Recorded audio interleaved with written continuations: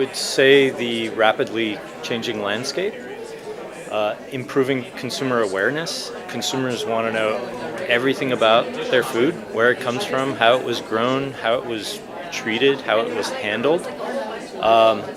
And I think for the, the food processors and the distributors, the retailers, being able to identify new technologies that are actually going to make the whole process work better, whether it's food safety technology itself or tracking technology that's going to make recalls easier to facilitate. I would say understanding the regulations and also the direction that the industry is taking. So from my perspective, which is primarily focused on traceability, the regulations are somewhat vague, and so figuring out how both the customers, retailers, large food service providers are going to interpret those regulations is really important so that companies can plan and not have it hit and with very little time to respond. Though we do get a lot of our recalls from our suppliers, and we do rely on them, but I feel that we need to do that a little bit better.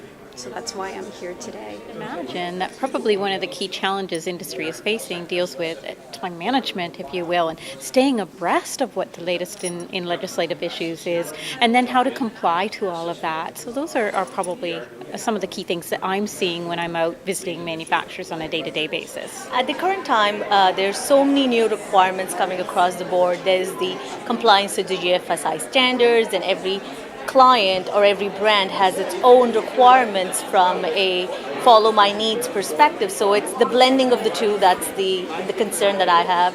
The other thing is this whole GMO movement. I know I just came off of a panel on that, but that is one of the biggest issues that I'm going to face from a manufacturer perspective, and actually complying with the US because they're our closest partner in this, and we sell a lot to the US. Canada is one of the largest exporters, and U.S. being our neighbor, it does impact us. And I think the modernization makeover that Health Canada is undergoing is probably one of the biggest issues for industry right now. How do they keep on top of what's happening with the government, and how do they stay on top of all the things that they need to stay on top of? So I would say sort of awareness and ability to be nimble and comply with changing regulations is a big factor. As well, the focus on the international trade aspect of the food industry. So as it becomes more global, we're going to see the regulations of other countries become more and more important to Canada. So I think Canadian industry is probably pretty well challenged keeping up with not only Canada's regulatory requirements, but also those of their customers in different countries. I'd say the top two challenges they deal with is just transparency of information from our suppliers that we deal with. And just overall traceability of products from raw to retailer finished good. Well, right now I would say regulatory modernization is one of the at the top of the list. A lot of clients of ours want these changes explained because we've told them in the past to do one thing, and then now they have to change over and do something else. So they want to understand why. But at the end, I think ultimately it'll help market access for them. In our industry, we want very much to have our regulatory section of the Food and Drug Act updated. It is extremely out of date.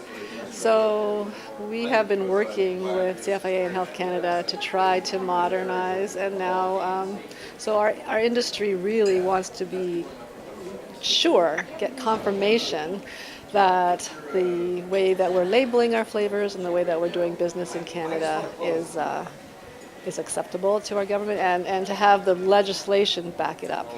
I work in the meat processing business in the United States. Typically our main challenges are meeting regulatory requirements. Staffing tends to be a challenge because there's a lot of training involved, and we typically have high turnover rates in our plants. And of course, keeping up with the latest scientific developments for our plants is often difficult. I think the biggest thing is sort of keeping up with regulations and how quickly they don't change quickly, but the expectation to change once they've gone through is very quick. They seem to take their time to get to that point, which is understandable. There's lots of sort of elements that they've got to get through, but then it's up to us as processors to get there straight away.